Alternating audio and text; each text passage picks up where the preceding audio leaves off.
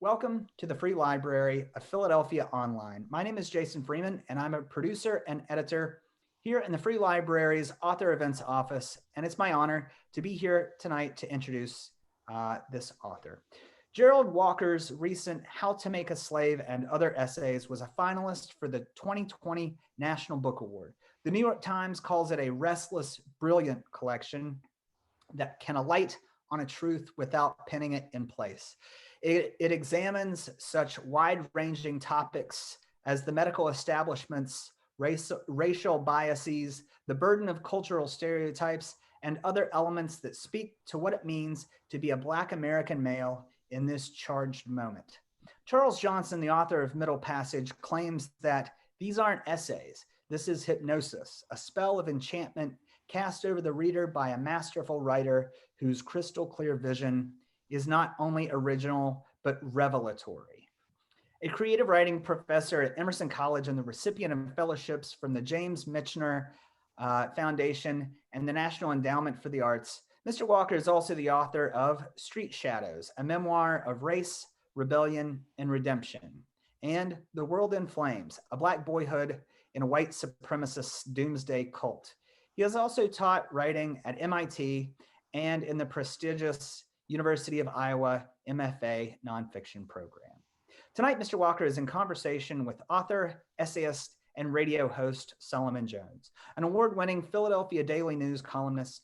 He is the author of the Essence magazine best-selling novel, The Bridge, as well as the critically acclaimed books Pipe Dream and Ride or Die, among others.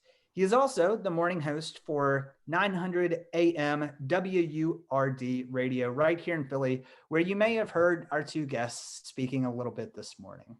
Jerald, Solomon, gentlemen, the screen is all yours.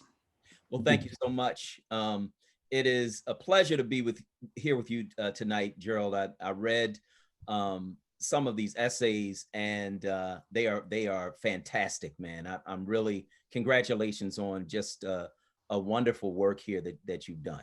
Thank you so much, Solomon.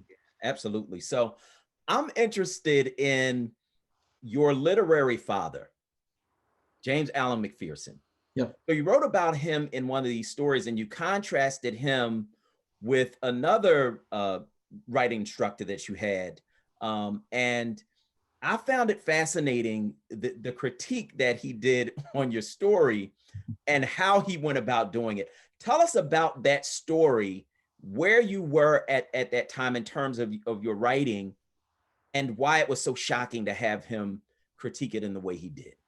Well, it was a pretty intense event, I have to tell you. I was probably in my mid to late 20s, maybe late 20s, and but still new to creative writing. And I had been somehow accepted to the Iowa Writers Workshop, which is, a kind of a prestigious program, and supposedly the best of the best. And that wasn't the case. Formally, I was still trying to figure this stuff out a little bit. And so I wrote a short story. I don't recall the specifics of it, but it was, I can guarantee you, about some inner city situation, because I was born in a housing project on the south side of Chicago. So I was writing about, an environment that I was familiar with. McPherson, however, thought that I was handling that material incorrectly. And he did something that was unique to his teaching style. For my workshop, he decided to preface the discussion by saying, there are a lot of gangster rappers out there who are rapping about inner city life, but who don't know that life personally. They don't live that life. They've never lived that life. And they're simply using these tropes and these stereotypes to have white people buy their stuff. They're selling out their race for personal gain. And then McPherson said, he held up my short story and said, that's what this author is doing with his work. And I nearly had a heart attack, because we were the only Black people in the room, McPherson and myself, and all these white middle class to wealthy white kids sitting around. And once McPherson accused me of that, the white kids attacked me and said I was selling out, and so the workshop went pretty poorly. So I demanded to have a conference with him the next day, and I went to see him. And I said, I am not selling out my race. I mean, that's, that's probably one of the most ruthless claims you can make against somebody, to make that charge. I said, I know this community, I know these people, this is my life. And McPherson, he got pretty upset. He stormed out of the room, and then he came back when they calmed him down. And I explained to him, look, I may have mishandled this material. I'm kind of new at this stuff, but I'm not doing what you're accusing me of. And he said something to me which changed the whole shape of the future of my writing life. He told me stereotypes are valuable, but only if you use them to your advantage. You use them to lure people into your material, but once they're in the material, you have to show them what's real. And I asked him, well, what's real? And he said, you're real. And it took me a while to figure out what he meant by that, but what he wanted me to understand was that I come from a people who have, over the centuries, shown their resilience, their toughness, their fortitude, their cleverness. And I was not focusing on those positive attributes of African Americans. I was too busy complaining about the oppression from whites. And he wanted me to focus more on the positive of Blacks and less on the negative of whites. I found that story fascinating because it intertwines in ways that all of these stories seem to, with your upbringing and with your family, right? So you talk about in this story about Michael Jackson, your family being the Walker Six, right? Yep. Jackson 5, y'all were the Walker Six. And you talked about how some of the people in the story that you wrote that your teacher criticized were people that you knew, that they were your family members, that they were your friends, that they were people, and you are going through your bona fides about the hood, right? But when I read this story about your family, it was a story about a family that had grown up very religious, a story about a family that had very strict boundaries, that were only, you only had exceptions for some stuff. Tell us about your upbringing and I guess those two sides of it. Yeah, my life is a tale of two lives. There was the first part that you mentioned when we were very strict and very religious, and we were in what we later found out to be a religious cult, but it was pretty strict rules to it. So we couldn't socialize with people who weren't a part of the church. We couldn't eat certain foods. We couldn't celebrate Christmas and Easter and holidays. We couldn't do any of those things. So it was very strict. And what happened was that we discovered that this was a cult and that we were being ripped off and sending our money. We realized that when I was about 14 years old. So I was just about to come of age as a young man when everything that I knew about my entire world was kind of ripped from me. And so having that taken from me and living in this community that had been a middle-class community, but was quickly becoming an inner city slum, I had to replace that religious upbringing with what was happening in my environment, according to the encouragement of one of my brothers. And so I quickly went from being this religious nerd to trying to be a wannabe gangster in the South Side of Chicago. Mm-hmm. Didn't work out, but I tried. Yeah, I think we all doing our way. So I can relate to that, being from Philadelphia and having gone through some of the same things. I think that the family thread for me was very alluring for this book because, you know, family for me is important, and especially my wife, my children. You talk about your children. Your wife, I believe you said, was mixed race, mm-hmm. right? And so your children come in a variety of colors, and you talked about the struggle that they had with that. And can you talk about that some? How you deal with your children having different experiences based on their color? Their experience they had with color was just a curiosity about why people come in different shades, but they haven't had any encounters with people that would bring their complexions into play. So they haven't dealt with that in that way. But they were curious when they were younger and starting to understand that people came in a variety of shapes and sizes. And one of the things was that, you know, their grandmother is white, their father's Black, their mother is Black, but still has a white mother. Their grandfather is Zimbabwean. I mean, so they had all of these different things, and they were just kind of curious, how does this come about? Yeah. But it hasn't presented a problem for them. But it wasn't just a curiosity about the complexions of different people. And yet you as their father had gone through all of the stuff about race. And I think as fathers, we don't want our kids to go through some of the stuff that we've gone through. And so talk about how you dealt with trying to make sure that they were safe from all of the things that race has meant for you and people of our generation. Yeah, I mean, that's the thing. I mean, I think a lot of parenting really boils down to you acting in response to the way you were raised. And I was raised in a community that was, once it became a ghetto in the 80s, it was all Black, and everybody who I knew spent a whole lot of time talking about how awful white people were and how difficult our lives were going to be. And my kids don't live in a impoverished inner city. They live in a wealthy white suburb. And so you want to protect them from the bad things for those communities, but you also realize by removing them from that environment, they lose some of the good cultural aspects too. And so you have to try to figure out how do you shield them from the things that caused you harm as a kid, but also give them the opportunity to embrace the things that you valued. And there was a lot, despite the fact that there was, murders and guns and drugs and stuff in my community, there was a lot of good socializing and a lot of fun times, a lot of friendships and a lot of culture, a lot of foods, a lot of music.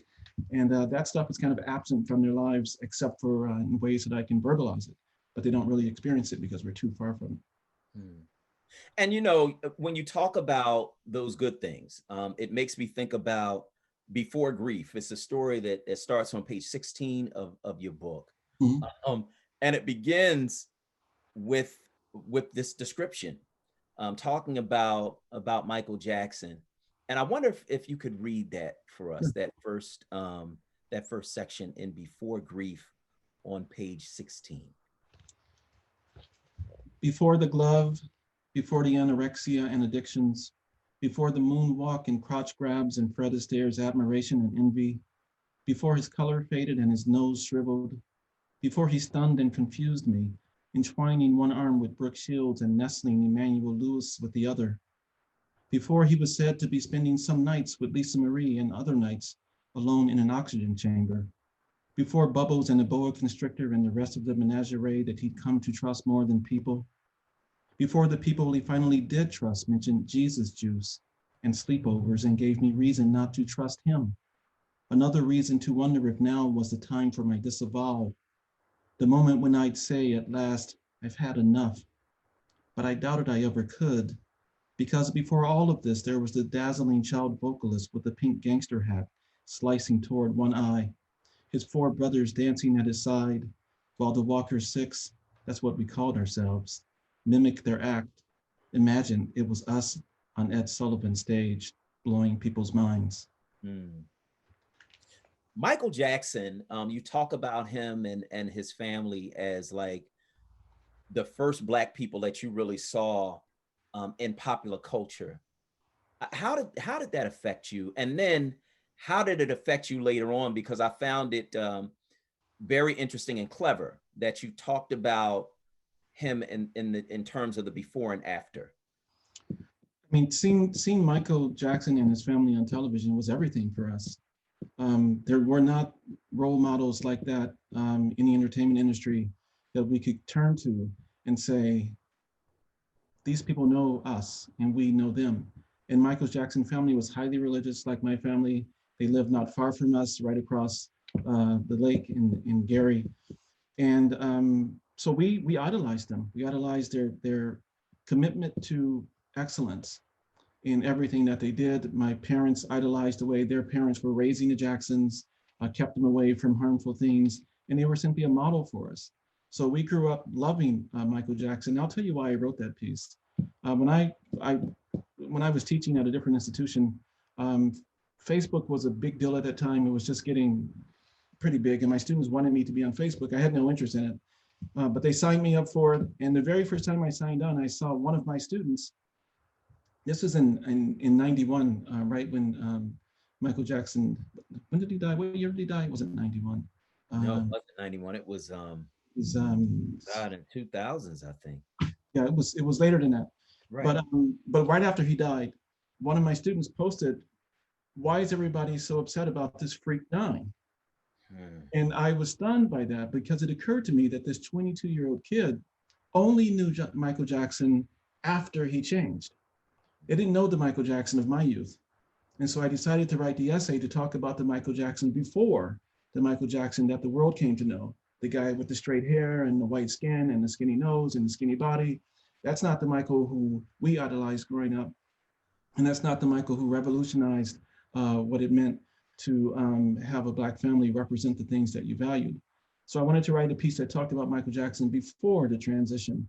And so that was the point of it. And then later when, the stories came out about the boys and the kids and stuff, that was a tough thing to deal with. But you have to,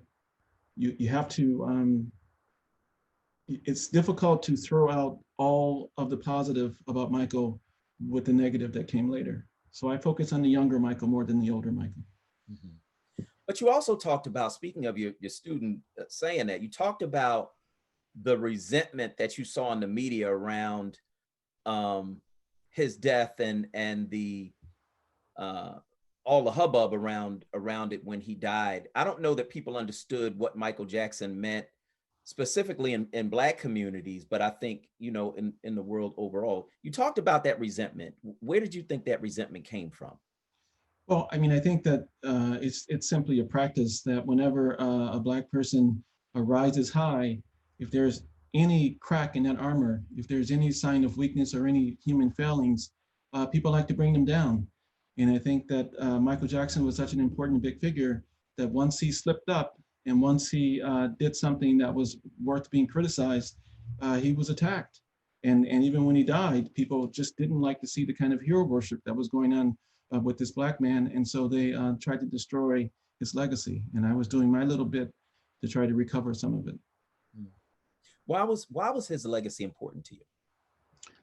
Because, as I mentioned, that he was just a role model for us when we were growing up. And we didn't see a lot of people like the Jacksons who just simply exemplified all the positives that my family and my parents in particular were trying to instill in their kids. Just discipline, hard work, faith, family, those things mattered to my parents. And they saw a role model in the Jacksons and they wanted us to pay attention to them instead of some of the things that were happening right outside our front door. Yeah. Your title essay, How to Make a Slave, is about Frederick Douglass. Right. And so you have these icons. You have Frederick Douglass, you have Barack Obama in your inauguration story, you have Michael Jackson in the Before Grief story. Why Frederick Douglass, and why is he important to you and important to Blackness in your view? Well, Frederick Douglass, as I mentioned in the essay, when I was a 10-year-old kid during the craft project about him, we had to pick a figure from African-American life and do a report on them when I was 10 years old. I wasn't a fan of Frederick Douglass or anyone really who was a slave, because I was just starting to figure out, wait a minute, this is my heritage. We were slaves, they did this to us. It was kind of a depressing thing to discover when you're a young person. But it wasn't until later when I recognized the value of Frederick Douglass as someone who at one point decided that he would no longer allow anyone to treat him as a slave. And that's where his famous line came from. You have seen how a man was made a slave. Now you shall see how a slave was made a man. And from that point forward, he simply wouldn't take it from anybody. And I try to embody that in the way that I live my life. I'm not going to live my life like a slave for anybody. And when it's time for me to fight back and throw off the chains or prevent people from putting them on me, I'm ready to do it. So you wrote a story called Dragon Slayers, where you're at this Christmas party and this guy is like talking to you about all the oppression that Black folks have gone through. I wonder if you can read the first paragraph of Dragon Slayers. It's on page 7 of your book. Sure. I was at a Christmas party with a man who wanted me to hate him. I should hate all whites, he felt, for what they have done to me. I thought hard about what whites have done to me. I was 40, old enough to have accumulated a few unpleasant racial encounters, but nothing of any lasting significance came to mind. The man was astonished at this response. How about slavery, he asked. I explained, as politely as I could, that I had not been a slave. But you feel its effects, he snapped. Racism, discrimination, and prejudice will always be a problem for you in this country. White people, he insisted, are your oppressors. I glanced around the room just as one of my oppressors happened by. She was holding a tray of canapes. She offered me one. I asked the man if, as a form of reparations, I should take two. So you're clowning this guy. I mean, so he's saying how you should feel oppressed, and you should be angry, and you should be all of this stuff. And you mentioned that you're 40, and I thought that was interesting because by that time you have a little perspective. Right. And I wonder why you decided to respond to him that way and to kind of listen to him for the amount of time that you did, because there's a lot more conversation after that. Right. Well, because you're right. I had a lot of perspective at age 40, and I had come across these kinds of clowns a lot of times. And I just don't like people to tell me how I should feel about myself or how I should feel about how they feel about me. So I wasn't going to engage in this guy, with this guy, and allow him to treat me as a victim and try to help me feel bad about myself because he thought I should feel bad about myself when I have nothing to feel bad about myself. Not at that moment. Certainly I'm at an academic party eating hors d'oeuvres and sipping champagne, and he's telling me that I'm a miserable person. And I just, I wasn't having that at that moment. Mm-hmm. Do you think he understood that you were actually kind of making fun of him? He didn't know. No, he was furious. He was pissed off. I mean, he stormed across the room. He got upset. He told other people, all the whites in the room turned and pointed at me, and who is this guy? And he's not acting the way we want him to act. Mm-hmm. And that was the beginning of the end of me at that institution, actually. And it's interesting because academic institutions, and we talked about it this morning, you're in the world of academia, and they are interesting places because you have these people who say that they are so liberal, but they don't really know how to deal with Black people. How do you navigate that, and how does it influence your writing and what you do? Well, it's material to begin with. Every time I have one of these stories, one of these encounters, I know it's going into print at some point. Uh-huh. But I'll tell you about what my introduction to academia was like. My very first job, my first week on the job, I was in my office just unpacking books. And one of my new colleagues came into my office and introduced himself. And he said, I just wanted to tell you something. We shouldn't have hired you. And I said, well, what do you mean? He said, well, you weren't the most qualified for the job. We only hired you because you're Black. This is my first week. This is my new colleague. And this is what he tells me in my office. And I said, okay, well, I'm here now. So you're just going to have to deal with it. And so he left, and I went right to my department chair, and I said, look, this guy just said this to me. And the chair was outraged. They had a talking to the guy.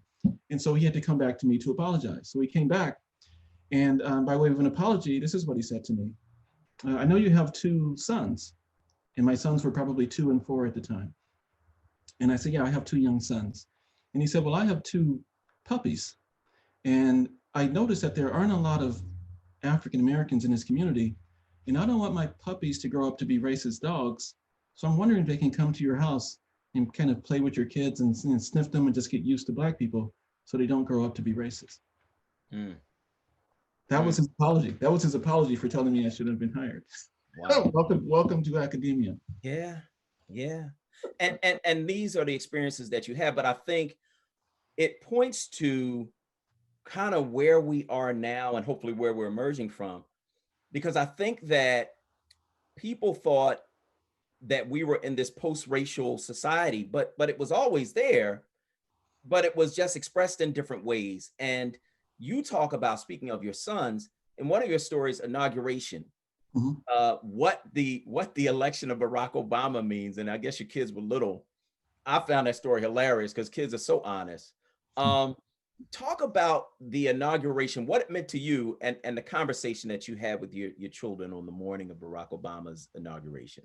Yeah, I think my boys were 6 and 8 at the time when he was being inaugurated. And it was such an important occasion. And my wife and I were just so thrilled that our sons would come of age with a Black president. But we also knew that with this Black president, they would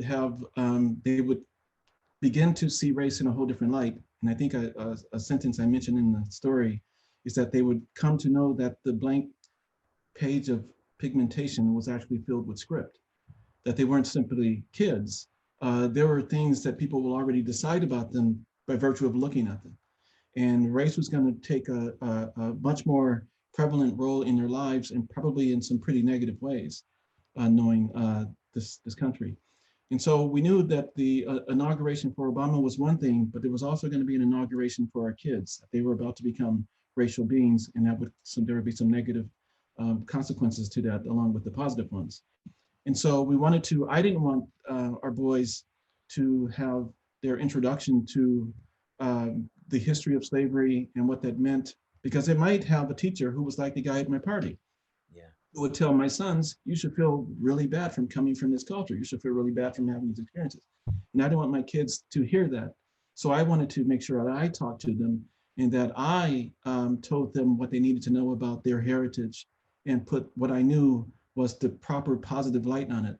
And one of the things I explained to my son was that for African Americans to survive the brutalization of slavery meant that by surviving it, they were by necessity more than the sum of that brutalization.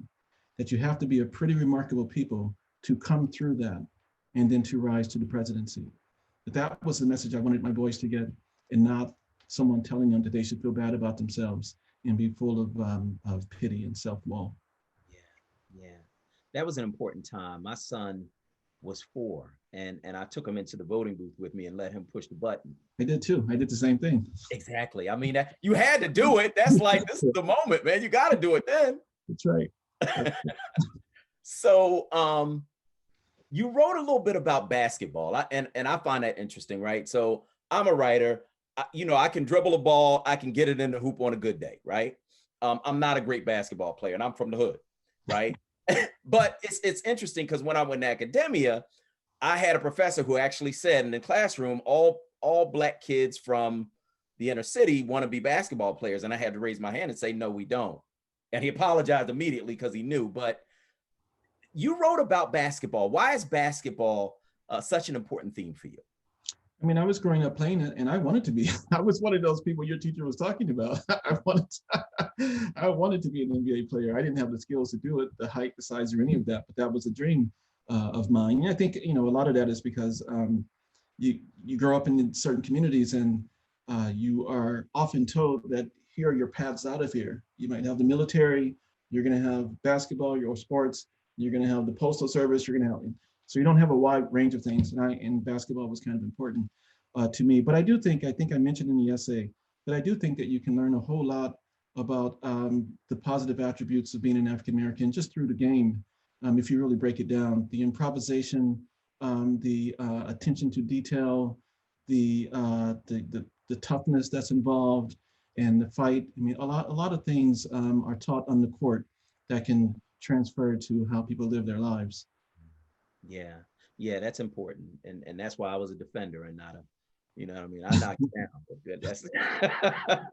No, I was not a good player either, but I have another funny story about academia with basketball. When I first started, I saw one of my white colleagues. He had a big duffel bag, and he was headed out of the building. I said, "Hey, where are you headed?" And he said, "Oh, to shoot some hoops." I said, "Oh, you didn't ask me to play? A Black guy? You didn't ask me?" Then he just turned completely red. And he walked away. Then he came back and said, "Look, I'm sorry. I was going to ask you, but I didn't want you to think, I was stereotyping you. So I couldn't ask you, but I wanted to ask you. And now you just asked me." And I just and I was just joking with him. Right. To pieces. He was in the knots trying to defend, not asking me to shoot basketball, even though he knew. That's crazy. That's crazy. But that's what stereotypes do. I think they make people uncomfortable. And I think that's why your writing is so important, because it breaks through some of those stereotypes. I know we have a couple of questions from some of the people who are viewing this. If you have a question, you can certainly go into the Q&A. You'll see it at the bottom of your screen, and you can post your question now. And we're going to take a couple of them.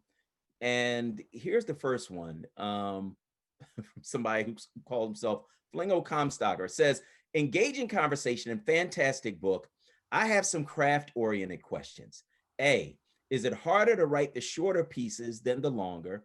And B, are you naturally funny on the page? And then C, crafting the deft setups. D, revising like crazy to get it right. However you do it, it is devastating."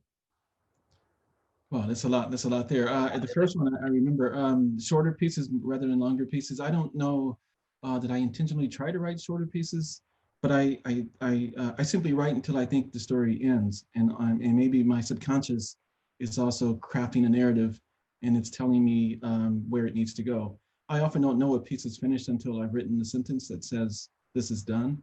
And then I stop. So the pieces they're organically short, not necessarily by design.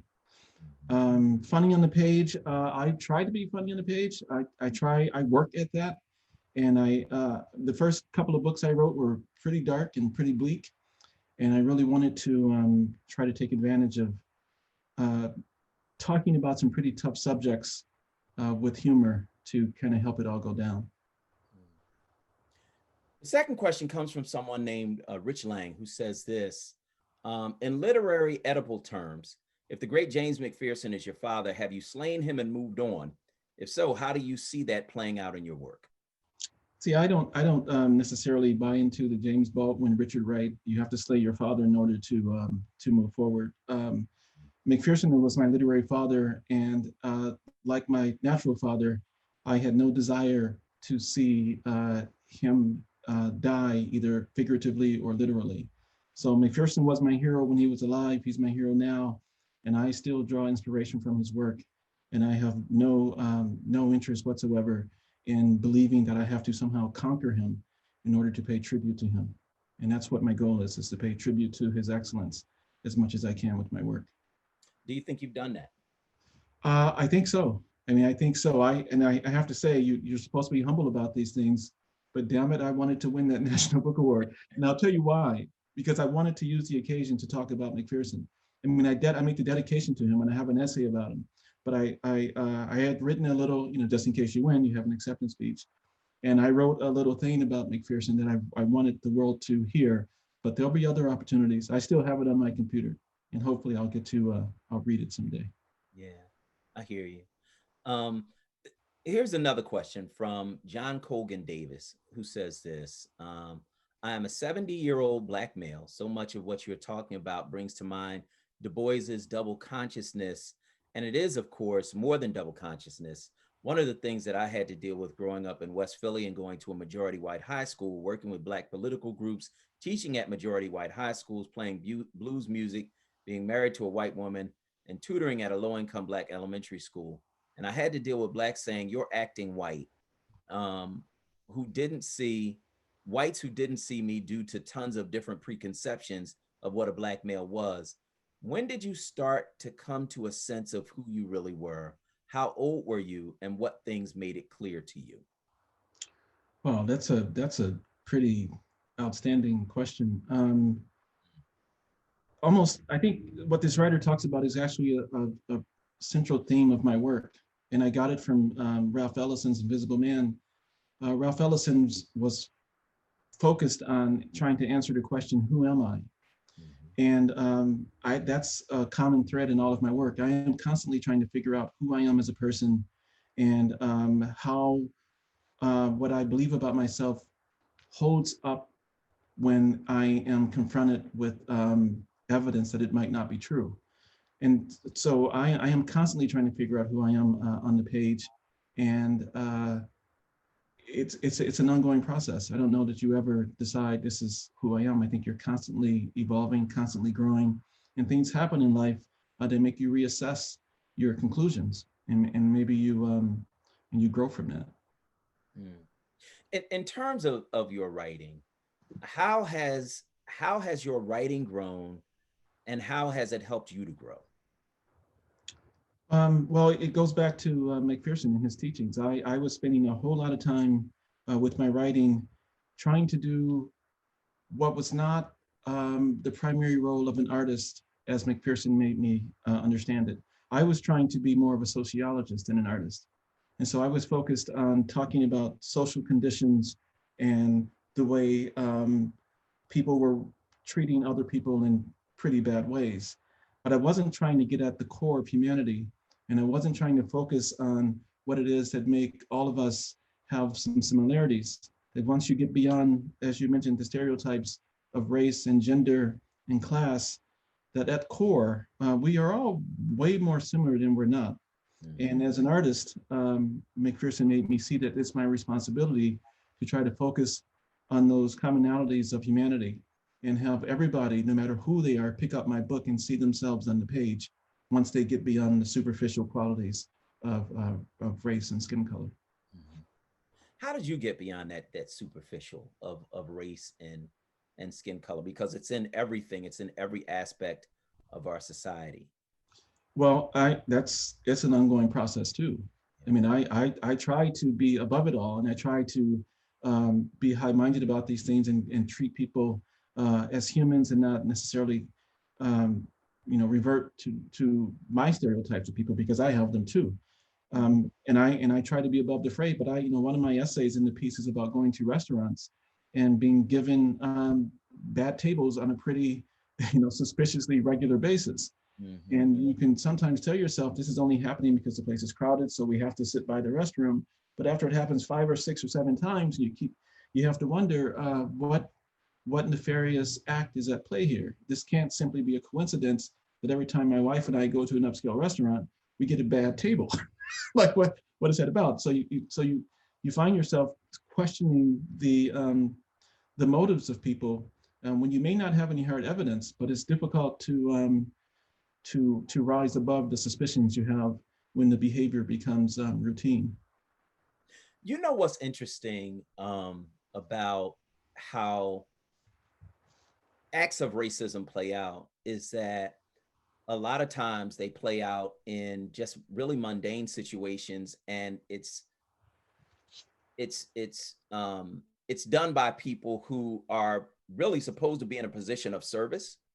It's right. It's a cab driver that won't stop for you, or the maitre d' who gives you a bad table, or the server who serves everybody else's dinner before you. Like, it's those little things. I mean, do those things? I know they find their way into your work. Is it therapeutic for you to write about that stuff? It helps. It helps a little bit, but I have a hard time with that stuff when it happens. I mean, I struggle with that stuff, and it infuriates me. And I write about it because it is ultimately material. I don't write as therapy. I write because I can get value out of the experience for myself and for readers. But on a daily basis, when these things happen, I'll lose nights of sleep over these things. It's the smallest slight, and you've got me up for 3 nights in a row thinking about it. I don't shrug those things off. I mean, I don't outwardly, you wouldn't know that I'm as furious as I am, but they will eat at me for quite some time. Yeah. Let's get back to some of the questions from the those who are viewing. A woman named Lisa says, "What contemporary writers inspire your work?" Contemporary. Well, right now, I would have to say I've been reading Samantha Irby is an essayist. She writes some pretty humorous things. I read a fantastic essay collection by Tresse McMillan Cotton called Thick. It was a finalist for the National Book Award last year. And let's see, who else am I reading these days? Geez, I always get these questions and then I go blank on them. Kiese Lehman, fantastic writer who's got an essay collection out called How to Slowly Kill Yourselves and Others. Mm-hmm. So there are a lot of fantastic writers out right now that I'm trying to keep up with. Okay. Siddhartha Banerjee says, "You seem to cover a wide range of subjects in your essays. How exactly do you stay so broadly well informed and then focus tightly on the subject of the essay that you're working on?" Well informed in that a lot of the essays are personal essays, and so they're all coming from my perspective about things I encounter in life. I guess I'm well informed because these are my experiences, and that's so. And typically, my experiences will coincide with something that's happening in the news, in the national news. For instance, when I was one day I was at my college and I was headed to a dinner for Black faculty, and the security guard, when I walked into the building, the security guard, white security guard, stopped me, and she said, "What are you doing in this building?"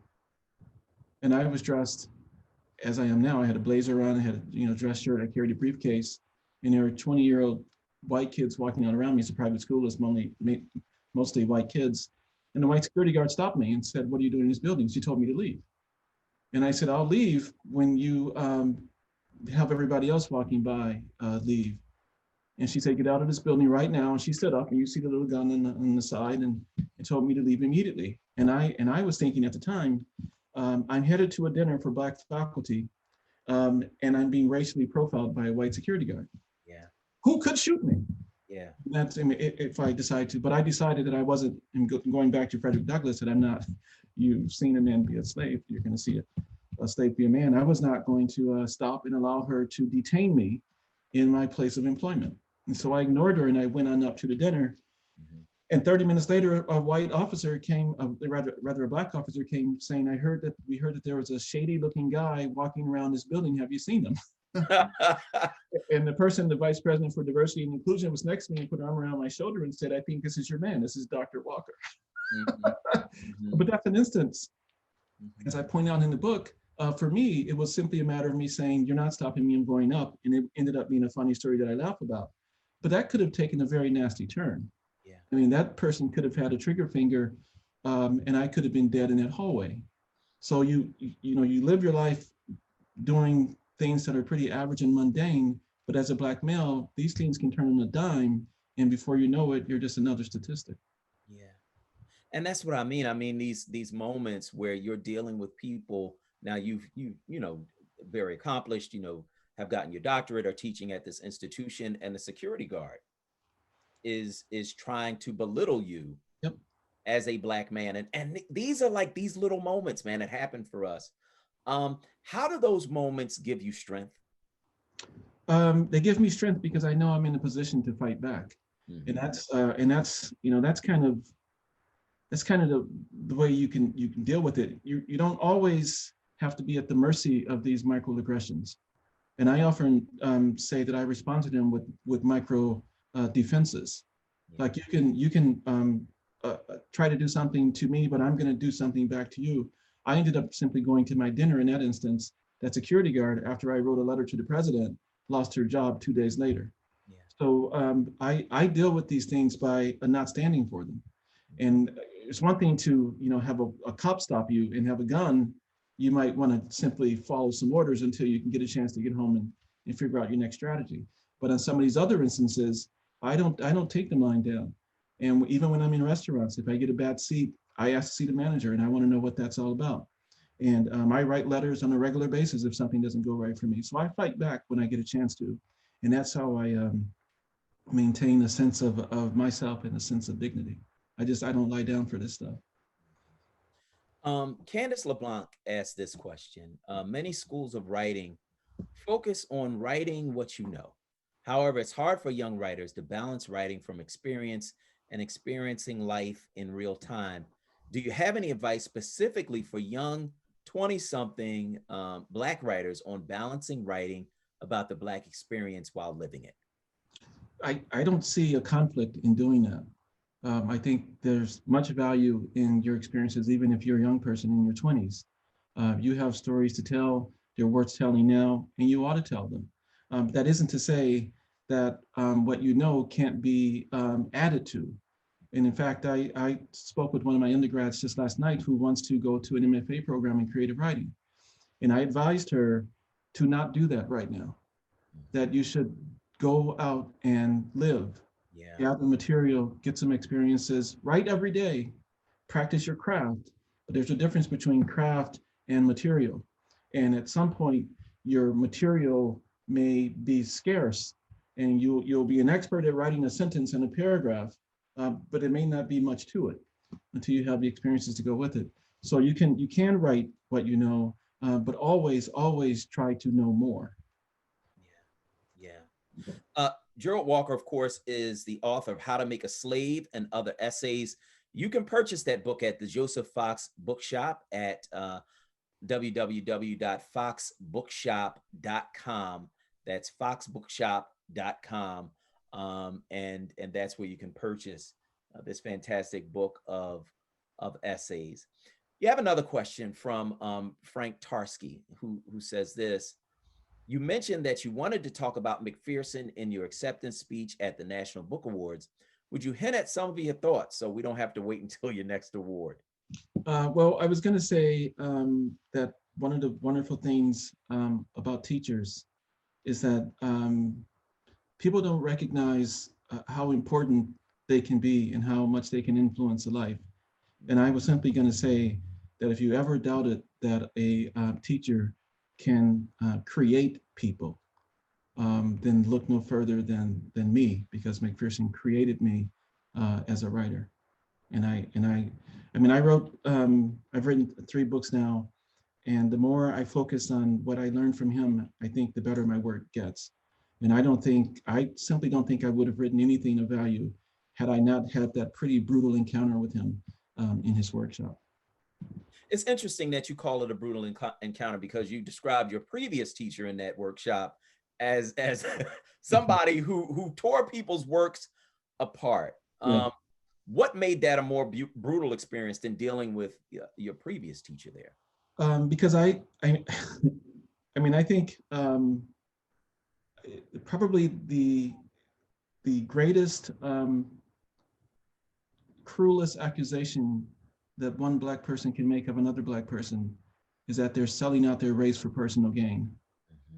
And for me, going into that program, believing that it was my mission to write about the Black people I knew, my community, and try to draw some attention to our experiences, to have someone tell me that I was only using that so I could gain the favor of my white classmates and ultimately to make money off the backs of my family and friends, that was a brutal assault.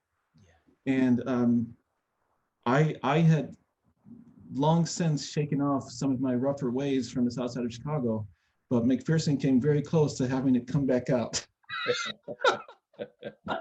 That meeting in his office could have gone another direction. Especially since there was nothing and nobody in there. I'm reading about the office. I'm like, man, why does this guy have an office with nothing in it? But he, that sounds like a committed writer to me. Yeah. I need nothing except this computer. He was just there, just him at his desk, and that was it. But the thing about there was a whole lot. McPherson he was a fantastic guy, but he was paranoid at times. He'd had a rough go at it when he was coming of age as a writer, because people were accusing him of selling out his race. So he had the same sorts of accusations about him, which weren't true. So he was kind of sensitive about it. And to be perfectly honest, I can praise him now and thank him for how he changed the trajectory of my writing career. But I think he made a mistake as a teacher. I don't think he should have handled me that way. It worked out in the long run, but I think what he should have done was to call me to his office. We need to talk. You may not be intending this, but this is what's showing up in your work. There's a better way to go about your material. That's what he should have done. But instead, he decided to rip my head off in front of my peers and to basically call me an Uncle Tom. And that's why, like I was saying, I don't shake these things off lightly. For a 26-year-old to call a Pulitzer Prize winner and demand a conference took some hubris from me that was unearned. Mm-hmm. So when you think back on that moment, and we are I think the accumulation of many moments in our lives.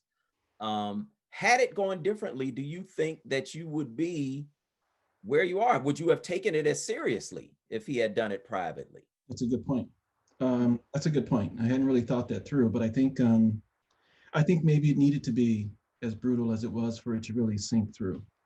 I perhaps would not have had it really impact me the way it did if he had not been as cold-blooded about it as he was. And maybe he was simply an evil genius and he knew that he had to do it that way and that ultimately it would work out. The effect was that he was right. I don't know if his approach was by design or if he was simply acting on his own paranoid impulses about me. But I don't know, maybe I needed to have my entire conception of myself as a writer absolutely destroyed publicly, so I could kind of start anew with his mentorship, because he mentored me for 3 years after that. So yeah, I think you might be right. I think I needed to go through the fire in that way. Well, I'm reading your work now, man, and it's fantastic. And I don't say that lightly. And so I really appreciate him and you, work that came out of that and a whole series of moments. You talked about, I thought it was interesting what you just said. I kind of want to delve into that a little bit. When there's you and just another Black person, and you're surrounded by a whole bunch of people who are not like you. Right. Those moments, man, talk about that in the context of Blackness and the expectations that we have of each other in those situations.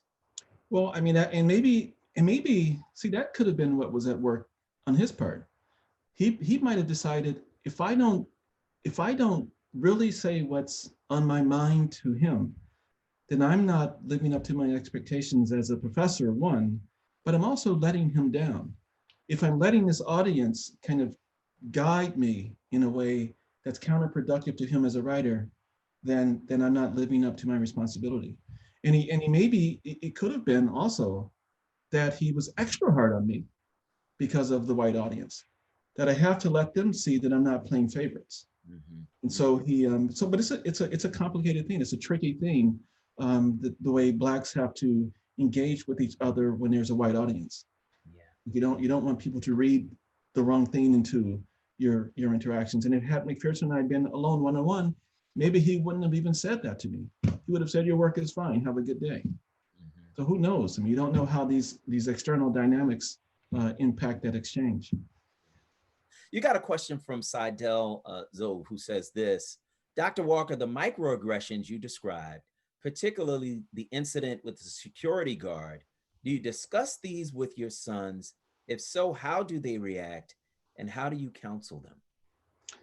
Sure, I tell them these stories, and they're, to my kids, they're so foreign to their experience that they don't even know what to make of them.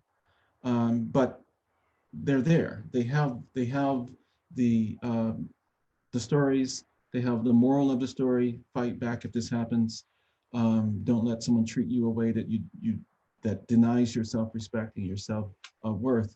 But they've yet to really encounter these things personally. When they do, they'll be prepared for them. They'll know how to respond to them because I've taught them that. But so far, they've not had these experiences personally. You can, of course, get Jerald Walker's book, How to Make a Slave and Other Essays, at the Joseph Fox bookstore. You can go to foxbookshop.com in order to purchase this book. So I do want to know what you would like the reader to get out of this particular work. What message are you trying to get across? I want readers to read these essays and see what they can learn of my worldview, my personality, and my humanity.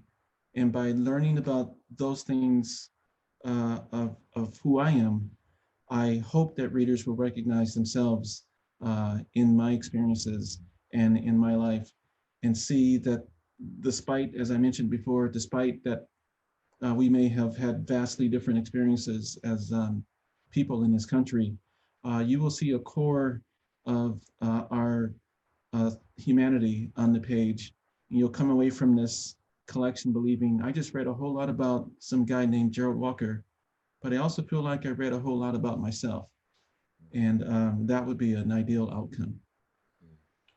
So you come from Chicago and are now in academia and living in a different place and in a different way. And but one of the stories that was interesting to me was the story called Once More to the Ghetto, where you get ready to go back. Yep. And I wonder if you'll read, it's on 120, page 120, Once More to the Ghetto. I wonder if you'd read the first paragraph of that story for us. Sure. We were having trouble getting excited about our trip to Chicago on account of all the murders. The closer we got to leaving, the more stories there seemed to be of young children gunned down in parks, stray bullets entering apartments and finding mothers making dinner, teens slaying each other without cause. I doubted the city had ever been more dangerous, though a little research proved this to be untrue. During the decade of the 80s, when I was growing up there, Chicago averaged 736 murders a year. In 2015, the year prior to our trip, there were 470. the odds of us making it back alive were much greater than I thought, though not great enough to convince me we would. How did your perception of where you grew up change as your circumstances and your life position changed, or did it at all? Oh, it changed, sure. A weird thing happens when you leave these communities and you stay away from a period of time. Um, you you start to generalize the experience, and in some ways you become susceptible to the stereotypes that you hear about these communities. So I hear, like you no doubt hear on the news all the time about Chicago as the murder capital of the world, and people are slain every weekend. And I hear these stories and I think, wow, this is a pretty rough place. It's if I didn't spend half of my life in this area. So you stop remembering the specifics of your experience, which included good things and bad things, and the good things start to fade a little bit, and the bad things start to take more of a prominent role in your imagination of the place. And so I started to have a stereotyped view of what Chicago was and that experience was, just like everybody else, people who haven't even experienced it. And so I was afraid to go back, just like my kids were. My kids were terrified of going to the south side of Chicago because they didn't have much experience with it. I had a ton of experience with it, and I was scared too. And it wasn't until I went back on the trip and I got back in the community and I got back around family and friends that a comfort kind of descended on me, that I felt that I was home and I wasn't at risk. And these horrible things that I hear about this place are not always true. And that most of the experiences I had growing up on the south side of Chicago were positive ones, they were affirmative, and they were valuable. And you forget that when you get some distance from these places. And it's interesting because the stories that you hear are told by people who don't necessarily live there. Right. And so they bring a perspective to those stories that that makes everything seem worse and more scary, and more, they bring their own biases to the way that they tell those stories. Exactly, and that's why I was shamefully guilty of buying into these things when I had evidence of their falsehood. I live in these places. I have my twin brother still lives on the south side of Chicago. My sister still lives there. I have family who are there, so I know this place inside and out. And so I understand that there are some dangers, and there are some bad things that happen in these places, and I've been a part of them. I did some bad things there, and I had some bad things happen to me. So I'm not denying that these elements exist, but there's a whole lot of good stuff going on in these communities, and you don't hear about them on the evening news. And that's the lesson that I needed to have relearned with my return visit, and I did. So speaking of media, this next question comes from one of the participants tonight. Says this, do you believe Black celebrities should receive a pass when they do wrong? Examples, R. Kelly and Michael Jackson. A lot of Black people thought it was okay to go after R. Kelly, but they were upset about Michael Jackson's treatment. What's the media's responsibility? See, now we're getting into some places where I don't have a whole lot of expertise, but I have opinions about it. I think I can't generalize in that way and say what should happen to these people as a group. You've got to look at them in individual cases. Mm-hmm. And there's a lot of compelling evidence against R. Kelly. And once he has his day in court, and if they're proved to be true, then he ought to go to prison. And there was a lot of evidence put out against Michael Jackson, but nothing was proved. And in this country, you're innocent until proven guilty. So maybe he gets a pass on the basis of our legal system. You can still have some concerns and be skeptical and some doubts, but the man was found innocent. And you have to do with that as you will. Yeah. How do you experience your own Blackness now that you have written about it and explained it and I guess explored it in order to come to some perspective about it? How do you experience your own Blackness now? I experience it as a tremendous positive. And which is quite different from when I was, a kid and learning about the history of slavery and thinking that people would always pity me and think bad things about me. But I see myself as being a descendant of survivors and people who had the resiliency to overcome the most oppressive conditions that the world has ever known. That's my legacy. That's who I come from. And if my ancestors could endure what they endured, then I know damn well I can endure whatever can be thrown my way.